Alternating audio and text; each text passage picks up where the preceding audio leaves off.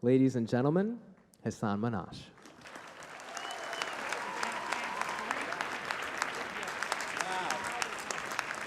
Thank you. Wow. Oh my God.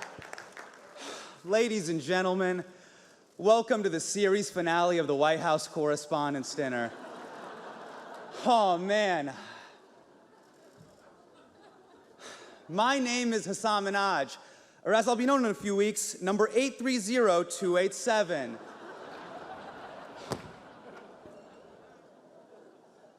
Who would have thought? With everything going on in the country right now, that a Muslim would be standing on this stage for the 9th year in a row, baby. We had 8 years of Barack. What's another year? I see you, fam. I see you, Barry. What you doing right now? You jet skiing while the world burns? That's cool. That's cool. That's cool. For those of you who don't know me, I am a correspondent on The Daily Show on Comedy Central. Now, I see some of you whispering to each other, what is Comedy Central? It's basically an internship for Netflix. I'd like to thank Jeff Mason and the White House Correspondents Association for having me. I would say it is an honor to be here, but that would be an alternative fact. It is not. No one wanted to do this. So of course, it lands in the hands of an immigrant. It's how it always goes down. No one wanted this gig. No one. Don Rickles died just so you wouldn't ask him to do this gig, all right? R.I.P. to Don Rickles, the only Donald with skin thick enough to take a joke like that. R.I.P. to the legend. I'm sorry. That's my only Trump joke. I was explicitly told not to go after the administration. I promise you, that's my only Trump joke. You were not told that. Believe me.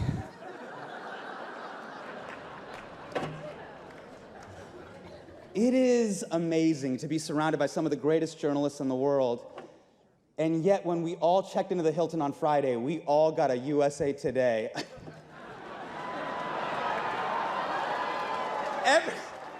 Every time a USA Today slides underneath my door, it's like they're saying, hey, you're not that smart, right?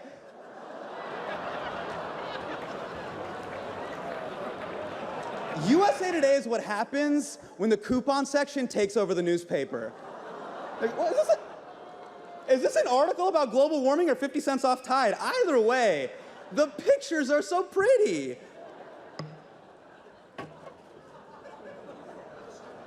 Tonight is about defending the First Amendment and the free press, and I am truly honored to be here, even though all of Hollywood pulled out now that King Joffrey is president and it feels like the Red Wedding in here.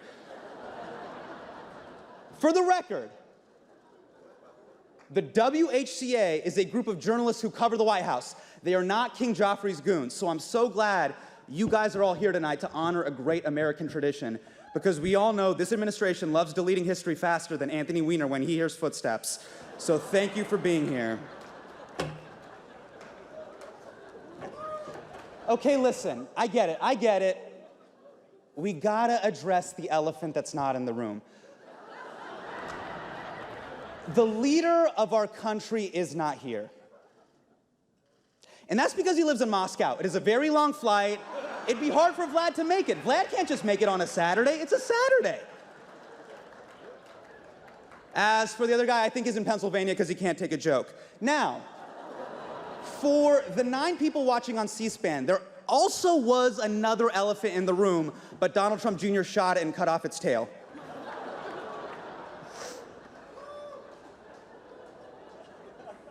You know, a lot of people told me, Hasan, if you go after the administration, it would be petty, unfair, and childish. In other words, presidential. So here we go. I get why Donald Trump didn't want to be roasted tonight. By the looks of him, he's been roasting nonstop for the past 70 years. Historically, the president usually performs at the Correspondents' Dinner, but I think I speak for all of us when I say he's done far too much bombing this month. Now, a lot of people in the media say that Donald Trump goes golfing too much. You guys are always like, he goes golfing too much, which raises a very important question. Why do you care? Do you want to know what he's not doing when he's golfing? Being president. Let the man putt-putt. Keep him distracted. Teach him how to play badminton. Tell him he has a great body for bobsledding. Play him tic-tac-toe. The longer you keep him distracted, the longer we're not at war with North Korea. Every time Donald Trump goes golfing, the headline should read, Trump golfing, apocalypse delayed, take the W. This is great. I love this. Even if you guys grown, I've already hired Kellyanne Conway. She's gonna go on TV on Monday and tell everybody I killed. So it really doesn't matter. But I love that everybody's drinking, having a good time. This is beautiful. You know Donald Trump doesn't drink, right? Does not touch alcohol, which is oddly respectable. But think about that. That means every statement, every interview, every tweet, completely sober. How is that possible? We've all had that excuse, haven't we? Be like, I said what? No, listen, babe, I swear to you, I was hammered. That's not who I really am. What does Donald Trump tell Melania? Listen, babe, last year on that bus with Billy Bush, that's exactly who I am. He tweets at 3 a.m. sober.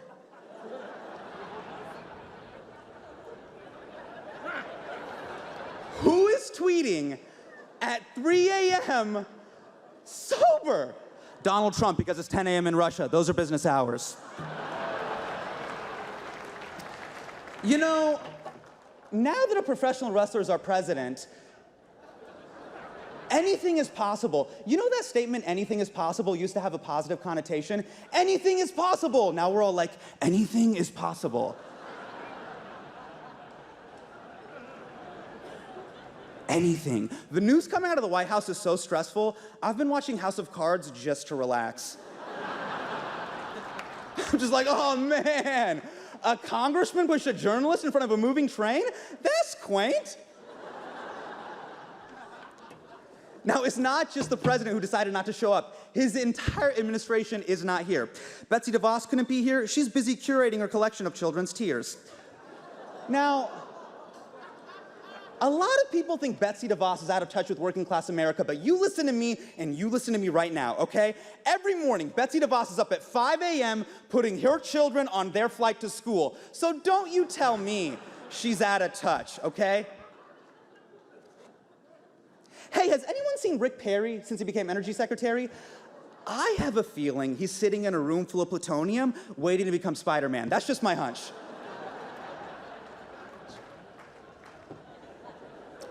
Now, a lot of people think Steve Bannon is the reason Donald Trump dog whistles to racists. And that is just not true. Ask Steve Bannon. Is Steve Bannon here? I do not see Steve Bannon. I do not see Steve Bannon. Not see Steve Bannon. Not see Steve Bannon. Not see Steve Bannon. Frederick Douglass isn't here, and that's because he's dead. Someone please tell the president. Mike Pence wanted to be here tonight, but his wife wouldn't let him because apparently one of you ladies is ovulating. So, good job, ladies. Because of you, we couldn't hang out with Mike Pence.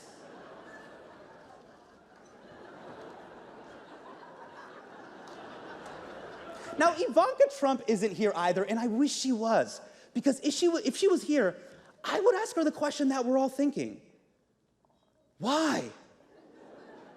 Why do you support this man? Because I get it. We all love our parents, but we wouldn't endorse them for president. Like if someone's like, hey, Hasan, should your dad be president of the United States?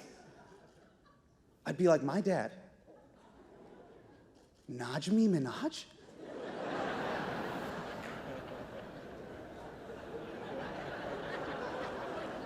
The guy who tries to return used underwear to Costco?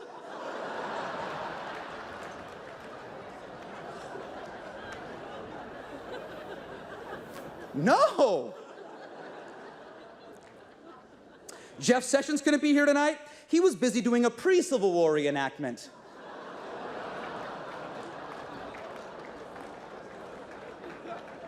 On his RSVP, he just wrote no, just no, which happens to be his second favorite N-word.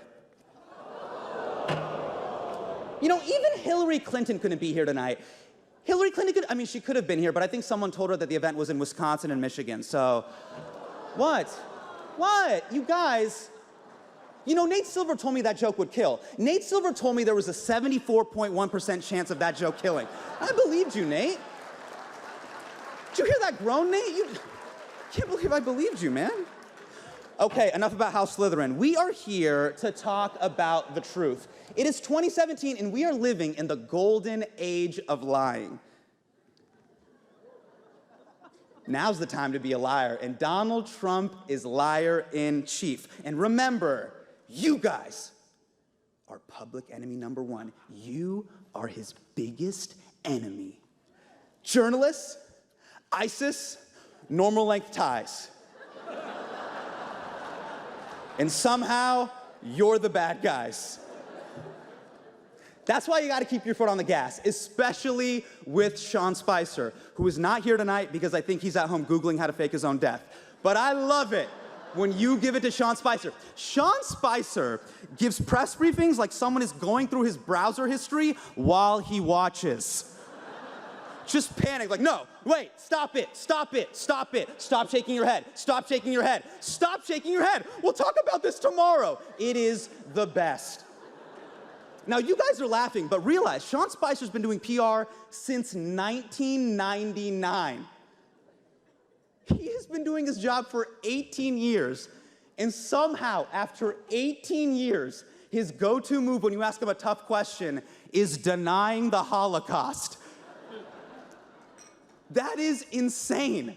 How many people do you know that can turn a press briefing into a full-on Mel Gibson traffic stop? Only the Spice Man. Only the Spice Man. You know what's crazy? Every day on The Daily Show, we do these jokes all the time. We're like, the administration lies, Trump flip-flops. It doesn't matter. His supporters still trust him. It has not stopped his momentum at all. It's almost as if The Daily Show should be on C-SPAN. It has left zero impact. It's true. And I realized something. Maybe it's because we're living in this strange time where trust is more important than truth. And supporters of President Trump trust him. And I know journalists, you guys are definitely trying to do good work. I just think that a lot of people don't trust you right now. And can you blame them? I mean, unlike Anderson Cooper's bone structure, you guys have been far from perfect. Remember election night? I mean, that was your Steve Harvey Miss Universe moment. The look on your faces at 11 p.m. on election night, it was like walking into a Panera Bread and finding out your 6th grade teacher has a part-time job there. I was like, what? Mr. Leddington?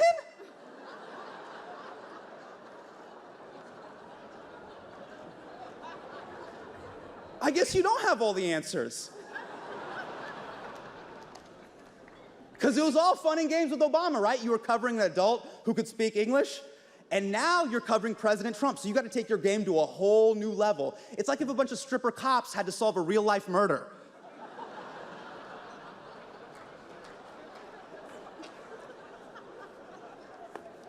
Fox News is here. I'm amazed you guys even showed up. How are you here in public? It's hard to trust you guys when you backed a man like Bill O'Reilly for years, but it finally happened. Bill O'Reilly has been fired. But then, you gave him a $25 million severance package, making it the only package he won't force a woman to touch. Now, in O'Reilly's defense, he was told by a close friend, when you're a star, they let you do it. You can do anything. You guys are having a hard time with Jesse Waters right now, too. He's on a break right now, right? He's on a break. Just like my childhood dog is staying at a farm upstate. I get it. I know that move.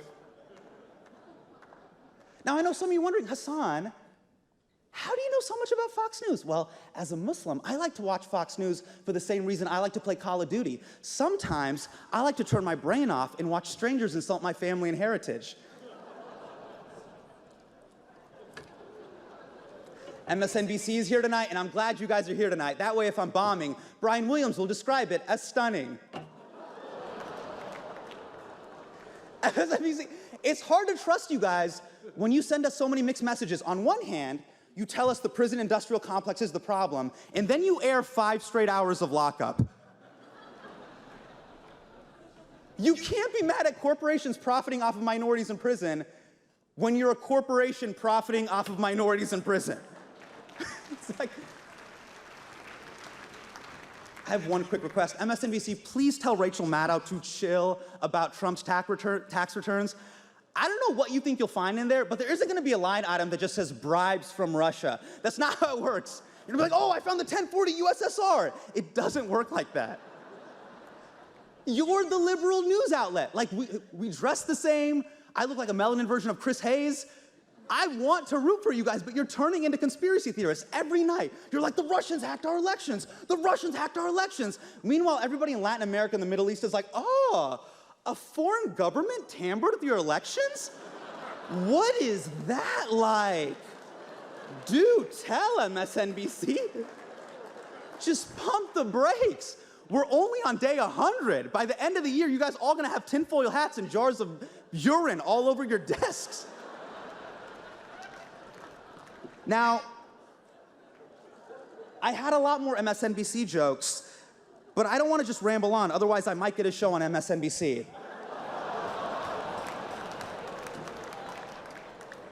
Last but not least, my favorite entertainment channel is in the building tonight. CNN is here, baby. Now,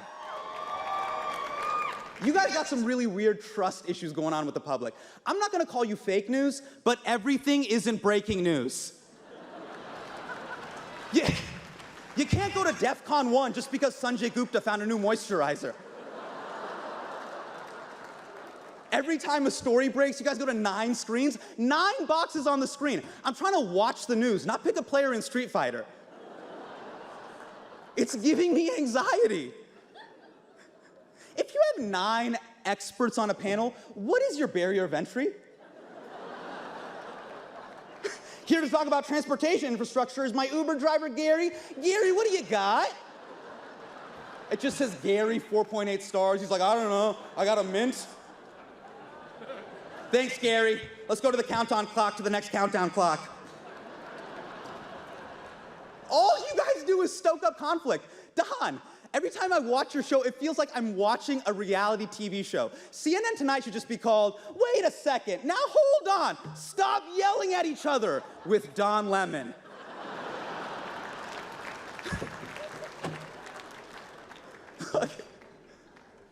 You know your news, right? Come on. But every time I watch CNN, it feels like you're assigning me homework.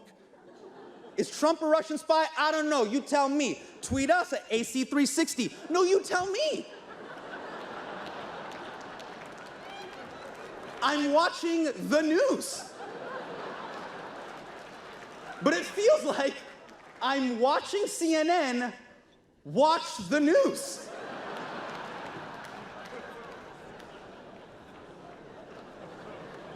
Please, just take an hour. Figure out what you want to say, then go on the air. But whenever I turn you guys on, it feels like a little kid just ran into the room and is trying to tell you a story. You're just like, there's a wall. It's a 1.4 billion. 1.4 billion. Paul Ryan. Breathe. Take a minute. Drink some milk. Then tell us the story, Wolf.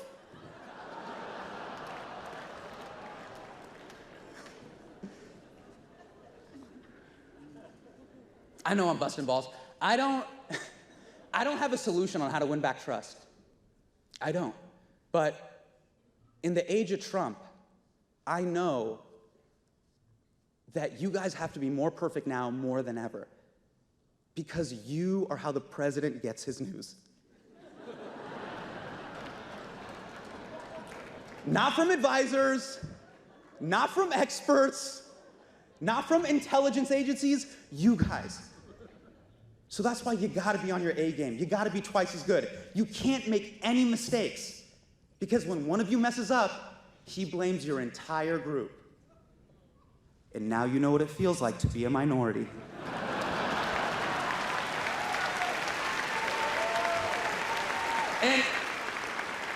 And I can see some of you guys complaining, like, what? I gotta work twice as hard for half the credit? Remember, you're a minority. You guys got a lot more experience than me, but I got 3 decades of being brown. So if you wanna survive the age of Trump, you gotta think like a minority. And now that you're a minority, oh man, everyone is gonna expect you to be the mouthpiece for the entire group. So I hate to say it, but somewhere right now, all of you are being represented by Geraldo Rivera. See, now that you're a truly minority, there's a distorted version of you out there. You know, Taco Bell for Mexican culture, Panda Express for Chinese culture, Huffington Post for journalism. And then, when you actually manage to do great work, you get hit with the most condescending line in the English language. Hey, you're actually one of the good ones. Then you have to smile and say thank you. Kind of sucks, doesn't it?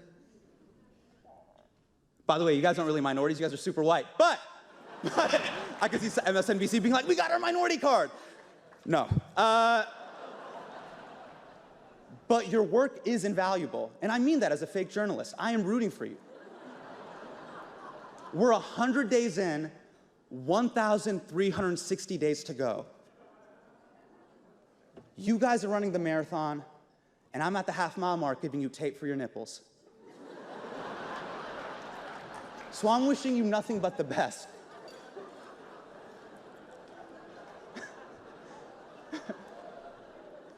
You chafed, Van? You look chafed? It's a long way to go. This has been one of the strangest events I have ever done in my life. I'm gonna be honest with you. Like, I feel like I'm a tribute in the Hunger Games. Like, if this goes poorly, Steve Bannon gets to eat me, but I was asked to not roast the president and the administration in their absentia. And I completely understand that. We are in a very strange situation where there's a very combative relationship between the press and the president. But now that you guys are minorities, just for this moment, you might understand the position I was in. And it's the same position a lot of minority kids feel in this country. And it's, you know, do I come up here and just try to fit in and not ruffle any feathers? Or do I say how I really feel? Because this event is about celebrating the First Amendment and free speech. Free speech is the foundation of an open and liberal democracy. From college campuses to the White House. Only in America can a first-generation Indian American Muslim kid get on this stage and make fun of the president.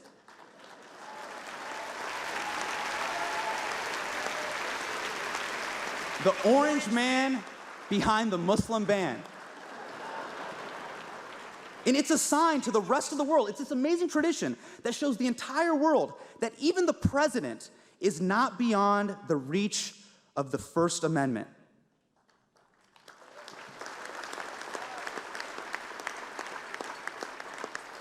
But the president didn't show up because Donald Trump doesn't care about free speech. The man who tweets everything that enters his head refuses to acknowledge the amendment that allows him to do it. Think about it. It's almost, what is it, 11?